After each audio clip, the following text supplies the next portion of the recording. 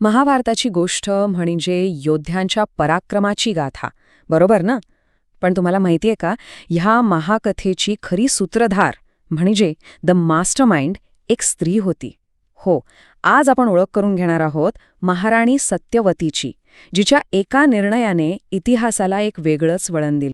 खरे, आपण जेव्हा महाभारत आठवतो तेव्हा डोळ्यासमोर काय येतं? मोठे मोठे योद्धे, त्यांची तळतपती शस्त्र, त्यांचे पराक्रम.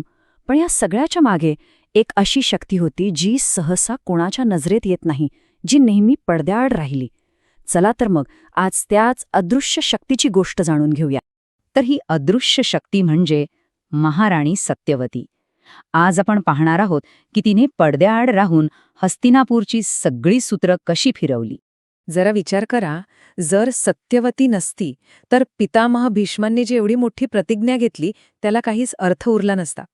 खरं तर तिच्याशिवाय महाभारत घडलंच नसतं. हो, हे इतकं मोठं सत्य आहे. एका स्त्रीने संपूर्ण राज्याची, अख्ख्या इतिहासाची दिशाच बदलून टाकली. पण सत्यवतीचा हा प्रवास अजिबात सोपा नव्हता. ती काही राजघराण्यात जन्माला आलेली नव्हती, पण तिच्यामध्ये एक असं दिव्य तेज होतं जे तिला इतिहासाच्या केंद्रस्थानी आणणार होतं. ती एका सामान्य मच्छीमार कुटुंबातली मुलगी होती. तिच्या शरीरातून माशांचा वास यायचा असं म्हणतात.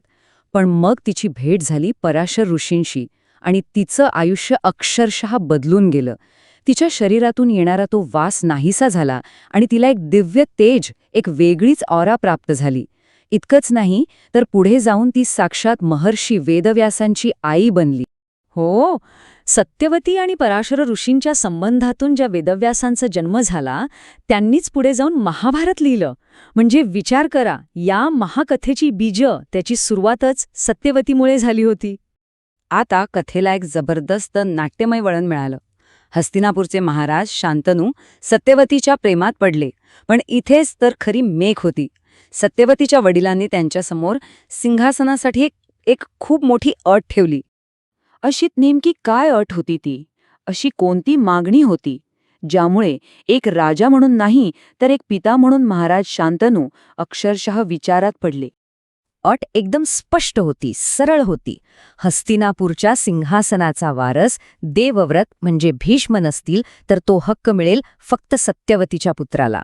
बस, या एका अटीने हस्तिनापूरच्या भवितव्यावरच एक मोठं प्रश्नचिन्ह निर्माण केलं. ही अट ऐकून महाराज शांतनू तर एकदम गप्प झाले. काय बोलावं हेच त्यांना कळेना. पण जेव्हा त्यांचे पुत्र देवव्रत यांना हे सगळं समजलं तेव्हा त्यांनी पुढे येऊन एक असा निर्णय घेतला ज्याने इतिहासालाच एक वेगळी कलाटणी दिली. त्यांनी घेतली इतिहासातली सर्वात कठोर प्रतिज्ञा. आणि हीच होती ती प्रसिद्ध भीष्म प्रतिज्ञा. मी आयुष्यभर ब्रह्मचारी राहीन आणि मी कधीही हस्तिनापूरच्या सिंहासनावर दावा करणार नाही. हा जो त्याग होता तो फक्त वडिलांसाठी नव्हता, तो राज्याच्या स्थिरतेसाठी होता. आणि गंमत म्हणजे हा त्याग शक्य झाला तो सत्यवतीच्या त्या अटीमुळे.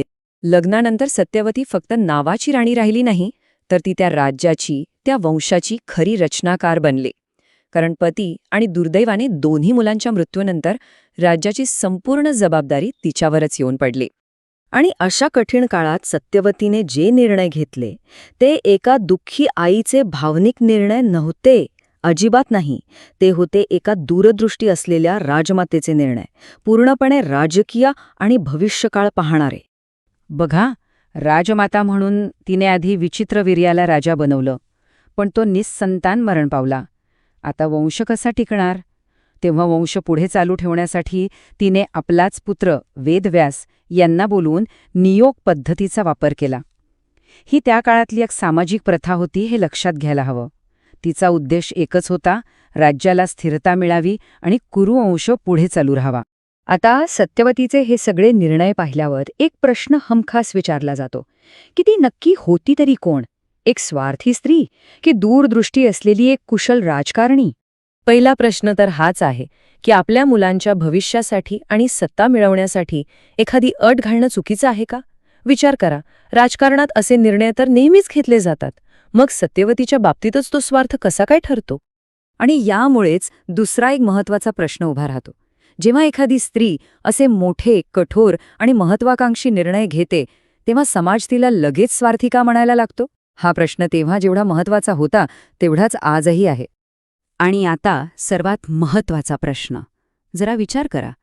जर सत्यवतीने ती अट ठेवलीच नसती, भीष्मांनी ती प्रतिज्ञा घेतलीच नसती आणि कुरुवंश पुढे वाढलाच नसता, तर ज्या महाभारताची आपण आज एवढी चर्चा करतो ते खरंच घडलं असतं का? या सगळ्या प्रश्नांचं उत्तर एकाच गोष्टीत आहे. इतिहास आपल्याला हेच सांगतो की मोठे निर्णय घेताना तुम्ही स्त्री आहात की पुरुष हे महत्वाचं नसतं. महत्वाची असते ती दूरदृष्टी. आणि महाराणी सत्यवतीची कथा ही याच दूरदृष्टीची, याच विजनची कथा आहे.